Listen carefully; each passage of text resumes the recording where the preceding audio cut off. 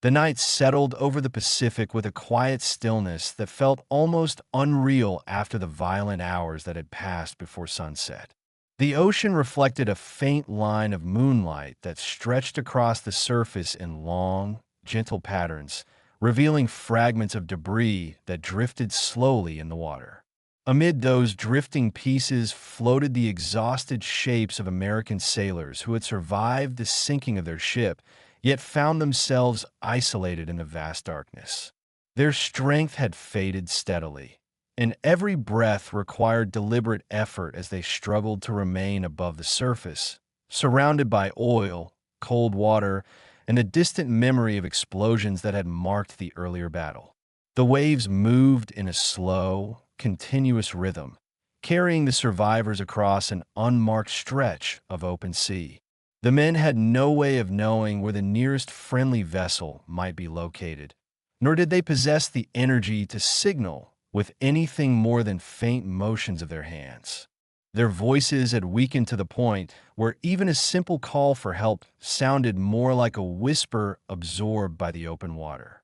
The night sky, filled with pale stars and a soft moon, offered a false sense of calm, because below that quiet beauty existed a group of men whose hope diminished with every passing minute. Far from their drifting position, another presence moved steadily across the water. It was a Japanese destroyer returning from a distant patrol, its engines producing a low vibration that spread into the night. The ship advanced with deliberate caution, guided only by routine navigation and the faint glow of the moon. No one on board imagined that their course intersected directly with the area where the American survivors floated. The destroyer had not come searching for anyone, yet the currents of the ocean pushed it silently toward a scene its crew did not expect. The night held an unusual tension, as if the sea itself prepared to reveal an event shaped not by strategy or intention, but by coincidence.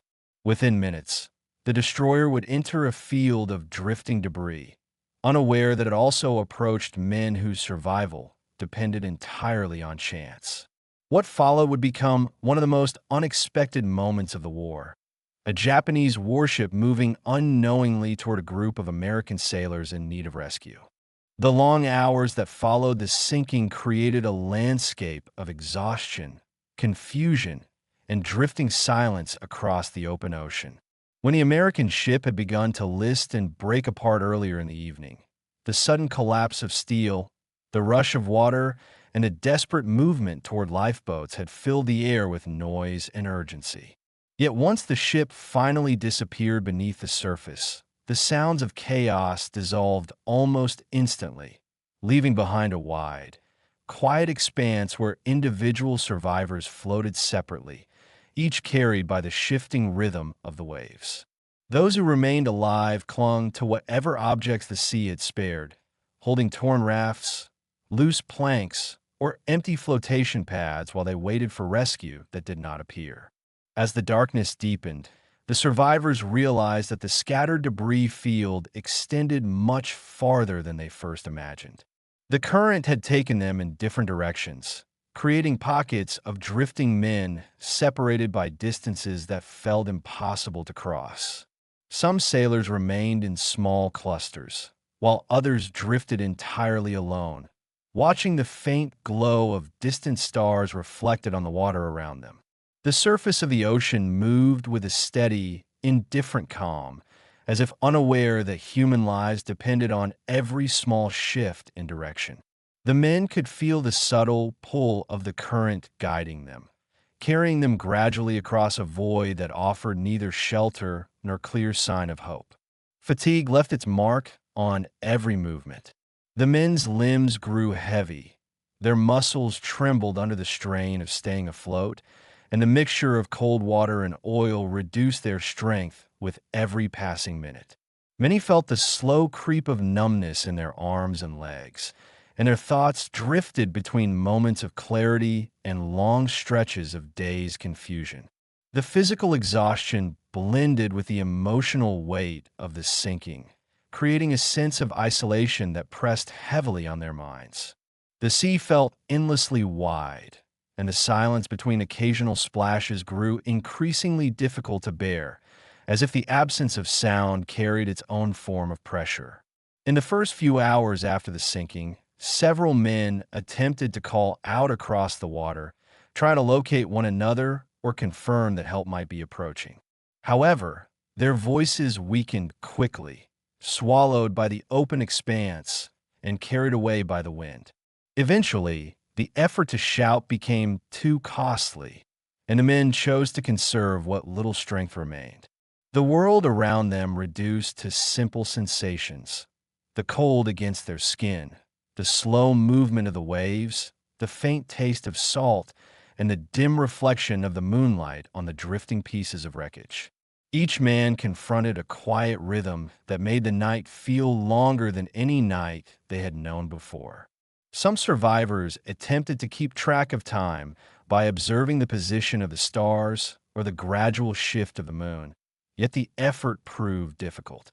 The constant motion of the water distorted their perception, and fatigue made minutes feel like hours.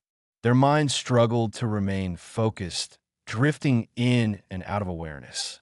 Thoughts often returned to earlier moments of the day, the routine tasks they had performed before the battle, or the final images of their ship before it disappeared beneath the waves. These memories offered temporary distraction from the physical strain, but also intensified the sense of loss that now surrounded them. Despite their exhaustion, the men continued to scan the horizon repeatedly. They searched for any sign of movement, light, or shape that might indicate the presence of a rescue vessel. The night offered limited visibility, and the faint haze over the water blurred distant objects. Occasionally, someone thought they saw the outline of a ship, only to realize that it was a distorted reflection or a dark wave crest illuminated by moonlight. Hope flickered repeatedly, rising whenever a small sound or movement caught their attention, then fading as the silence returned. This cycle of expectation and disappointment became part of the long ordeal the men endured. Over time, the debris field became both a lifeline and a reminder of the destruction that had taken place. Pieces of broken wood supported the exhausted sailors, while fragments of equipment floated alongside them, swaying gently in the current. The faint smell of fuel spread across the surface, drifting with the movement of the water. The survivors learned to adjust their grip on the floating objects, shifting their position occasionally to ease the strain on their bodies. Every action required deliberate effort, and even simple movements felt heavier with each passing hour. Although the ocean carried them into deeper darkness, the survivors maintained a quiet determination. The instinct to endure pushed them forward despite the overwhelming fatigue. They did not know where the current would take them, and they had no clear understanding of how far they had drifted from the sinking site. Yet they continued to hold on, driven by the belief that rescue might still be possible. They did not know that a ship approached from a distant point on the horizon, guided not by search orders or coordinated signals, but by the subtle work of the sea itself. That ship, a Japanese destroyer unaware of the lives scattered ahead, moved closer with each passing moment, setting the stage for a night defined by unlikely events and unexpected intersections. Far beyond the drifting survivors, the Japanese destroyer advanced through the night with a steady pace shaped by routine navigation rather than urgency. The crew operated the vessel with disciplined precision, following established procedures learned through countless training cycles. The ship's engines created a continuous vibration that traveled through the hull, producing a low hum that spread outward across the surface of the ocean. To the sailors aboard, this background noise felt ordinary, yet to the men floating miles ahead, even such faint sound would have represented a sign of life, had they been close enough to hear it. The destroyer moved beneath a sky filled with soft, pale light from the moon, which cast long reflections across the water. These reflections stretched into thin, shimmering paths that shifted gently with every wave. From the deck, the sea appeared calm and open, though the faint haze hovering above its surface hid the distant fragments of debris and the exhausted survivors drifting in its path. The officers on duty monitored their instruments and maintained quiet conversation about the earlier patrol, unaware that the ship's course aligned almost perfectly with the area where the American sailors floated. Inside the bridge, the crew adjusted navigation settings to compensate for slight variations in wind and current. The destroyer had spent the previous hours maneuvering toward a region believed to be safer from sudden air attacks, and now it traveled under reduced lighting to avoid detection. The officers scanned the horizon periodically, observing an empty landscape that seemed untouched by the intense combat unfolding in other parts of the Pacific. To them, the night appeared ordinary, offering little indication that the ocean ahead held anything beyond open water. The crew below deck worked through their routine tasks. Engineers monitored the temperature of machinery, checked fuel levels, and ensured that the engines remained stable. Other sailors inspected equipment, secured loose supplies, and performed maintenance duties required to keep the vessel functioning smoothly. They moved through the narrow corridors with practiced familiarity, guided by dim lamps that cast thin lines of light along the steel surfaces. The atmosphere carried a sense of fatigue mixed with discipline, typical of ships that spent long periods far from port. Above deck, the soft breeze carried a faint scent of salt and humidity. The destroyer's wake formed a long trail behind it, breaking the surface of the ocean into overlapping ripples that extended outward in wide arcs. Each movement of the ship disturbed the stillness of the water, creating patterns that shimmered briefly in the moonlight before fading into the distance. A few crewmen stationed near lookout points leaned on the railings, watching the horizon for any sign of approaching aircraft or unidentified vessels. Their eyes adjusted to the dim light, allowing them to identify shapes more by motion than by detail. The ship's movements depended entirely on navigation orders influenced by the direction of the current. Although the crew believed they controlled their path precisely, the ocean exerted subtle influence on their course. This invisible guidance pushed the destroyer toward a region of drifting debris without the crew's awareness. No alarm sounded, and no sudden changes in wind or weather offered clues about what lay ahead.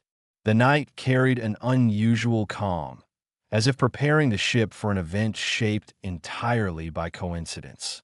While the destroyer proceeded, several instruments registered minor fluctuations created by distant underwater disturbances.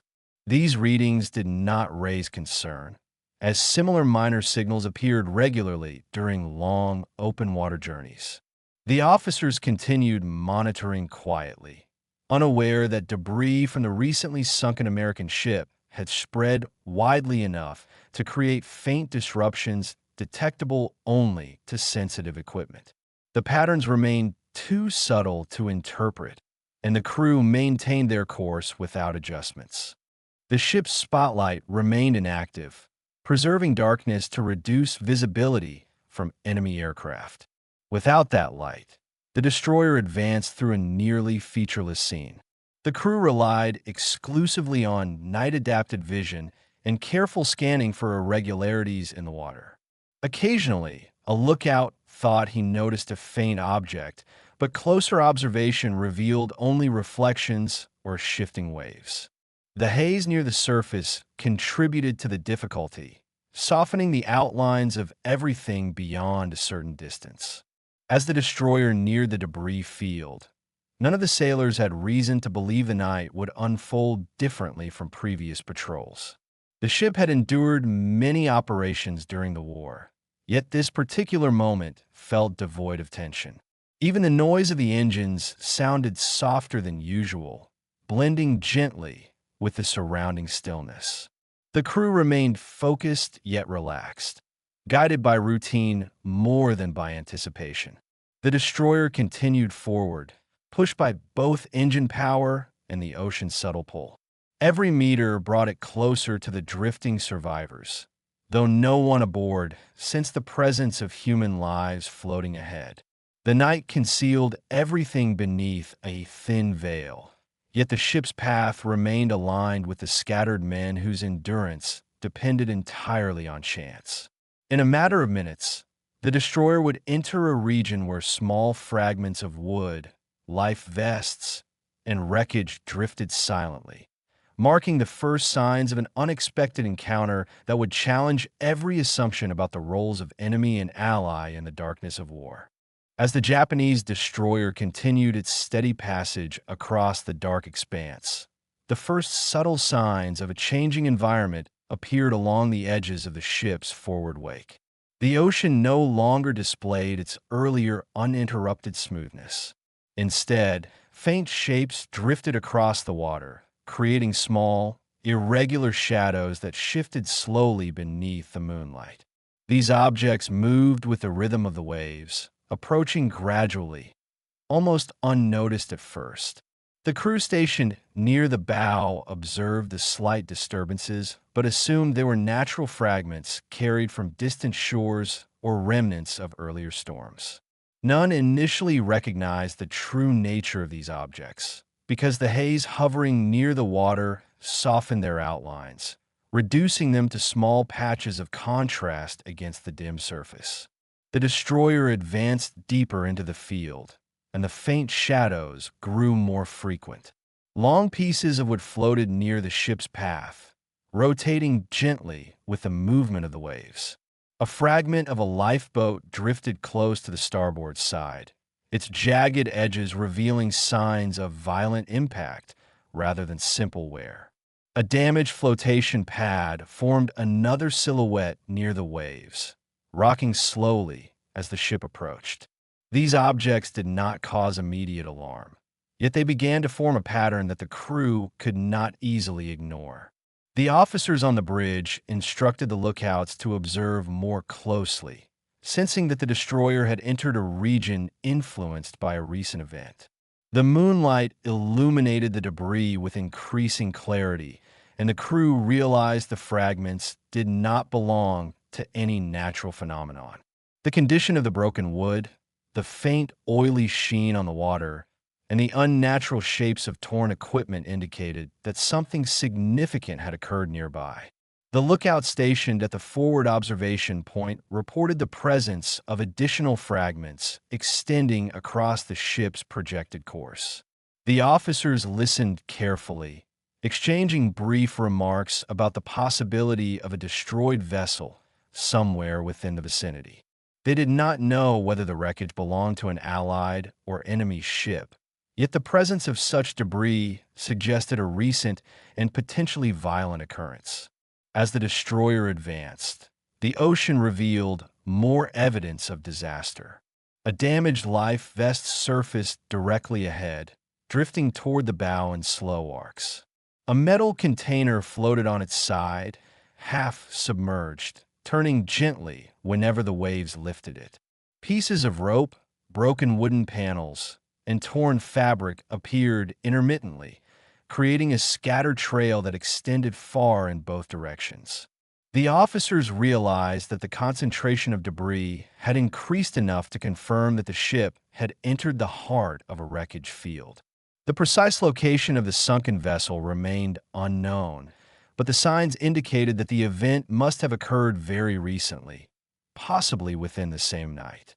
The destroyer reduced speed slightly to avoid striking larger objects, though the engines continued to push the ship steadily forward.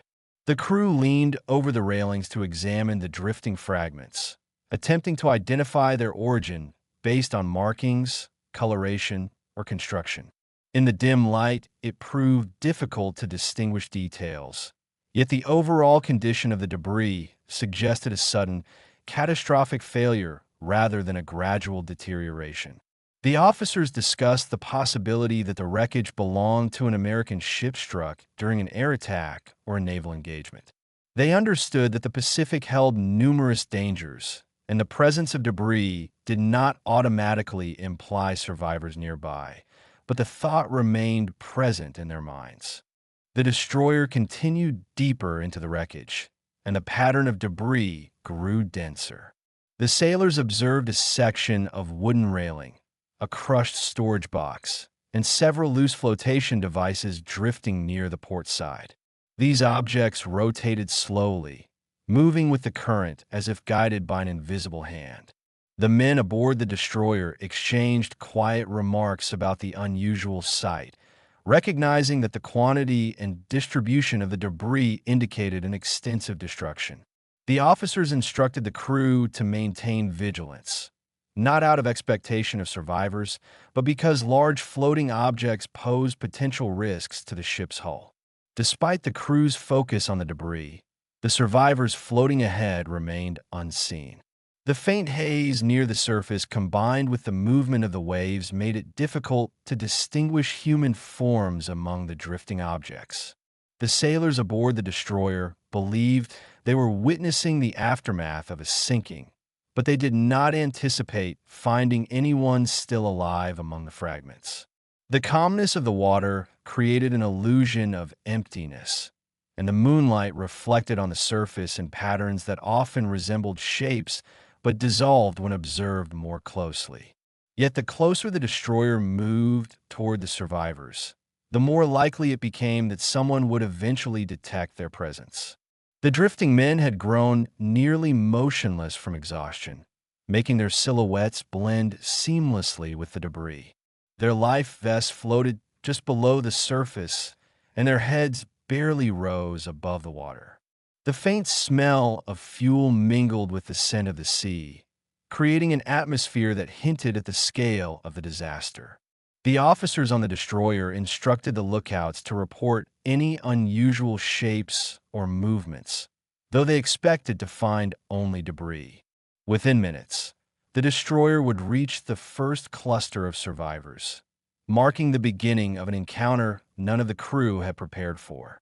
The night held its breath once again as the warship approached a human presence concealed by darkness, exhaustion, and the silent drift of the ocean.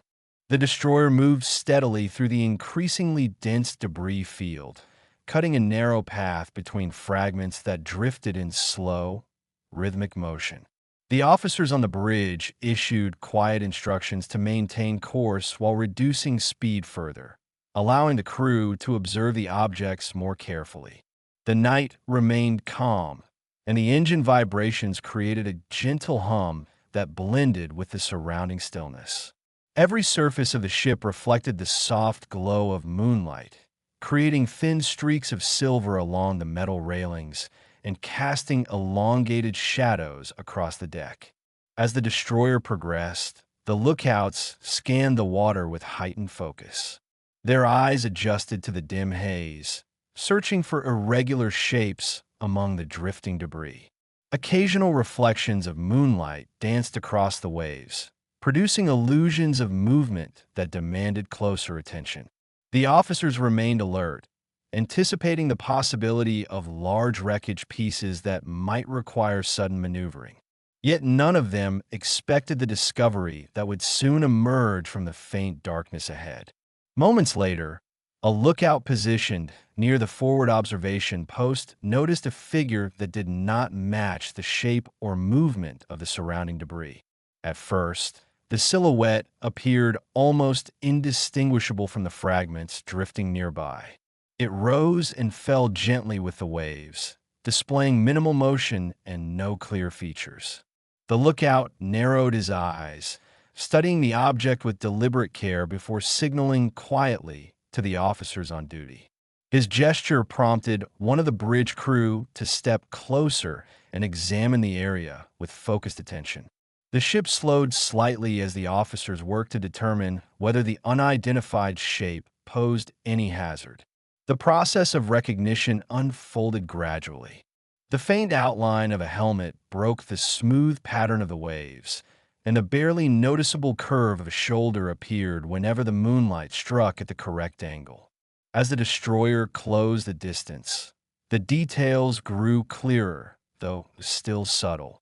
The officers soon realized they were not observing an object, but the partially submerged form of a human being. This discovery struck the crew with a quiet shock. The officers exchanged restrained motions, acknowledging the unexpected presence without raising their voices. For a moment, the bridge fell into a stillness shaped by disbelief. The existence of a survivor in the open ocean after such extensive destruction challenged their earlier assumptions about the debris field. The ship's captain issued a calm order to reduce speed further, instructing the crew to observe closely for additional signs of life. The destroyer moved softly through the water, leaving gentle ripples in its wake. As the men aboard leaned forward to see more clearly, additional shapes began to emerge from the darkness.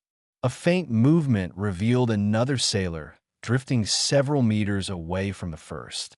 A torn flotation pad held a man whose head rested against its surface. A distant silhouette indicated yet another figure carried by the slow current toward the ship's path. These shapes revealed a truth that none of the crew had anticipated. The debris field contained not only remnants of a destroyed vessel, but men who had endured its sinking. Recognition spread gradually among the Japanese sailors. The sight of enemy survivors floating in the water created an atmosphere of tension and uncertainty. The crew understood the severity of the moment, yet they also recognized that the men in the water displayed no signs of aggression, motion, or resistance. They appeared exhausted and barely conscious, their bodies supported only by the drifting objects around them.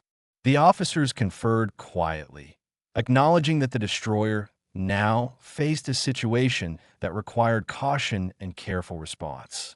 The crew gathered near the railings, maintaining silent discipline as they watched the survivors drift closer.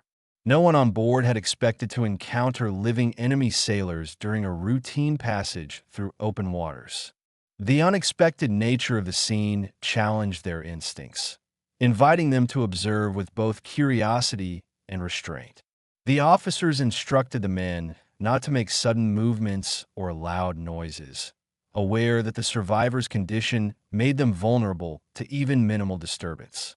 As the destroyer advanced, the distance between the ship and the nearest survivor diminished rapidly. The faint glow of moonlight revealed the exhausted face of a man whose eyes remained half closed, barely perceiving the massive vessel approaching him. His breathing appeared slow, and his limbs floated motionless in the water. The crew watched him closely, realizing that his survival depended entirely on the ocean's gentle support. The captain issued a quiet directive to prepare for potential recovery of survivors, though the details of such an operation remained uncertain. The destroyer carried equipment primarily intended for combat tasks, not rescue missions. However, the presence of living men in the water necessitated some form of action. The officers instructed several sailors to move toward the lower deck area where ropes, flotation devices, and basic retrieval equipment could be accessed quickly. The atmosphere aboard the destroyer shifted subtly as the crew acknowledged the gravity of the situation. They now navigated through a field of human endurance and fragile life, not merely drifting fragments of a ruined vessel.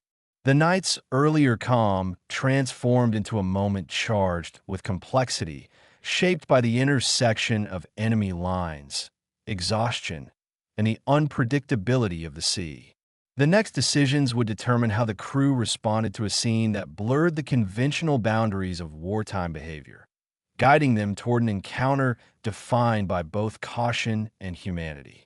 The destroyer moved at a near-idle pace as it entered the densest part of the debris field.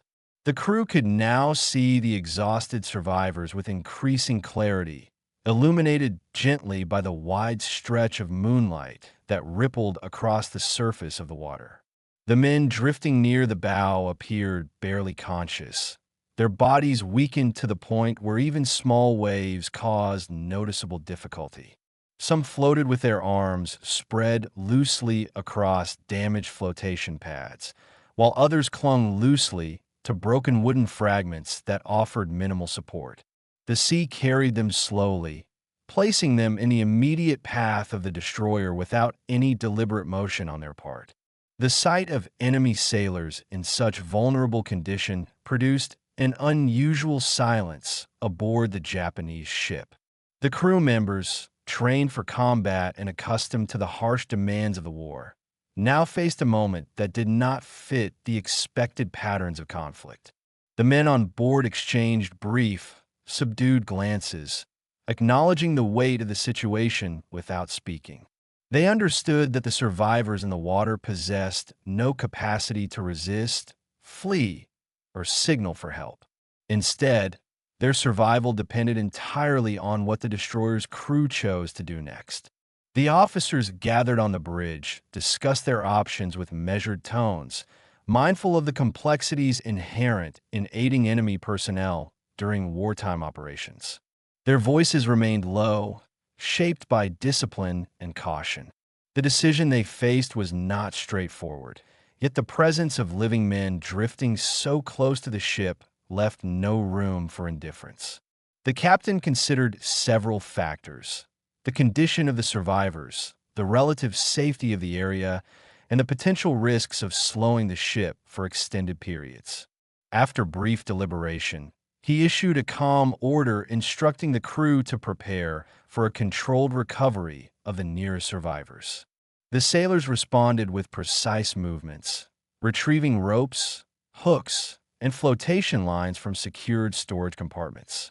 They positioned themselves along the lower deck, ensuring that the equipment remained ready to deploy at a moment's notice.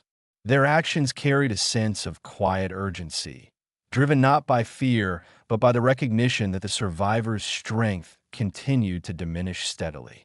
Every minute mattered, and the crew understood that hesitation would reduce the chances of saving lives. The destroyer adjusted its position slightly, aligning its hull parallel to the first cluster of survivors. The maneuver required careful coordination, because even minor errors could create dangerous turbulence that might push the survivors beneath the ship. The officers calculated the ship's speed with precision, ensuring that it remained slow enough to avoid causing sudden shifts in the water. The men stationed along the railings leaned forward, studying the movement of the waves to anticipate the moment when the survivors would drift close enough for retrieval. The first rescue attempt began with a rope lowered gently toward the nearest sailor. His head rested against a floating plank, and his eyes appeared barely open. He did not reach for the rope, not out of refusal, but due to overwhelming exhaustion. Recognizing his inability to assist in his own rescue, two Japanese sailors lowered a hook-line combination designed to secure the flotation device supporting him. They worked methodically, careful not to disturb the fragile buoyancy that kept the man above the surface. Once the hook caught the edge of the plank, the sailors began to pull gradually, guiding both the debris and the survivor toward the side of the destroyer. The retrieval process continued with deliberate slowness. The men aboard the destroyer maintained steady tension on the rope, ensuring that the movement remained smooth and controlled. As the survivor approached the hull, additional sailors reached down with extended poles equipped with looped straps. They placed the straps beneath the man's arms, lifting him with coordinated effort. His body remained limp, his breathing faint but steady enough to suggest that immediate medical attention might preserve his life. The crew laid the survivor gently on the deck, where other sailors prepared blankets and basic supplies.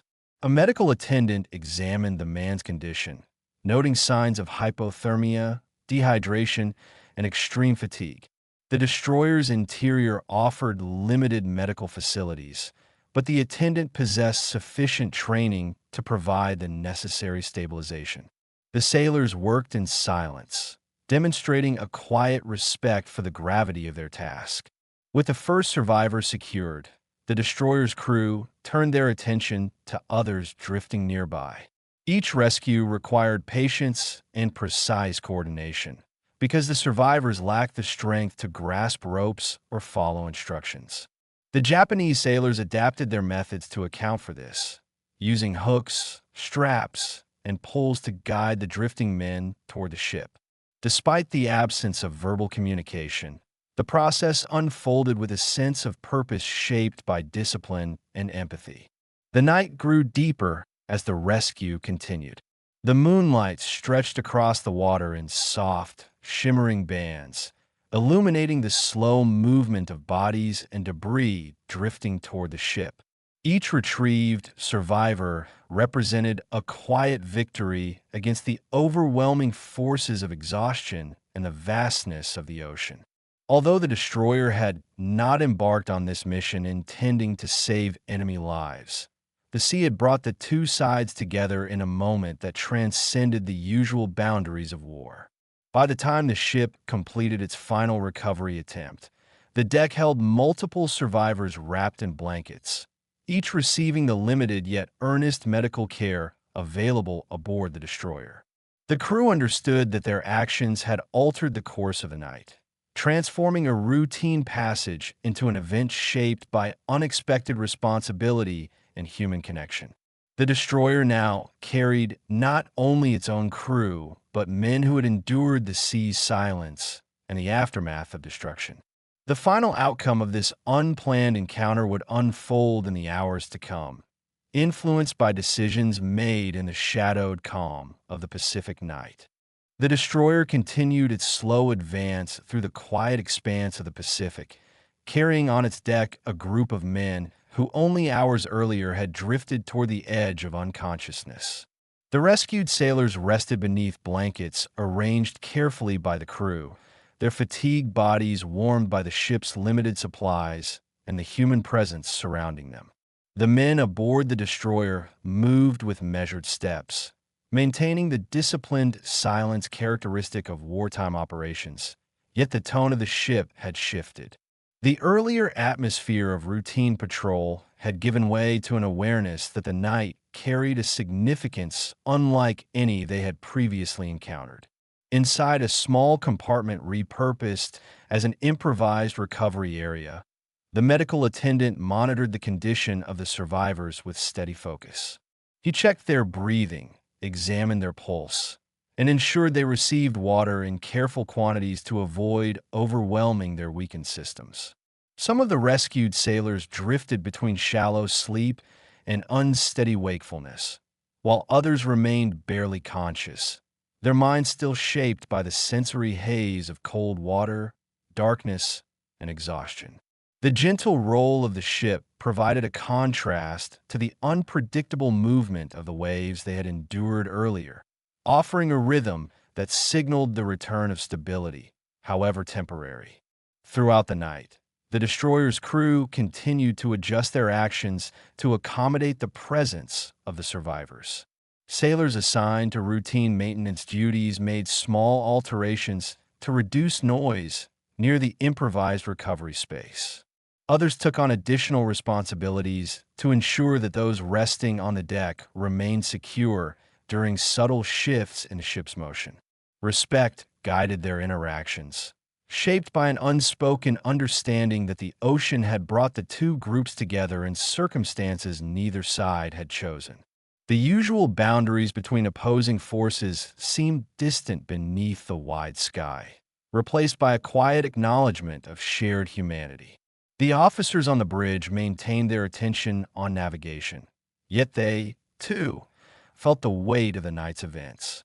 They exchanged brief, reflective remarks about the rare nature of such an encounter, understanding that wartime conditions seldom granted moments defined by compassion rather than conflict. The captain observed the moonlit sea stretching endlessly in every direction, considering the unpredictability that had aligned the destroyer's path with the drifting survivors.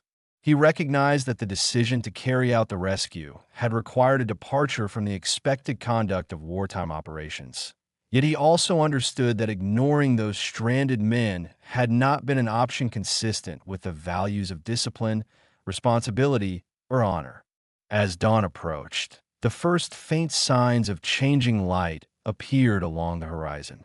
A pale glow emerged gradually, softening the darkness and revealing broader details of the surrounding ocean.